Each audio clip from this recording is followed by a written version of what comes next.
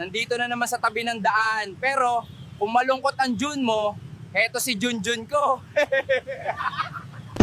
Hindi ko alam kung bakit, pero parang magugunaw na ang mundo. Sige lang, magchismisan pa kayo, uubusin din namin kayong lahat. Gusto mong makatipid sa gas? Punuin mo ang tangke mo, tapos mag-commute ka. Putang ina, sabi nila malaki sahod sa call center. Taena, mas malaki pa pala gastos, so saka sa kape pa lang. Tiya, saan ako napunta? Hayop na parcel to. Wala pang signal. Bossing, saan ba address mo? Ayop! Tiya, anong nangyayari sa akin? Nagiging Avenger na ba ako?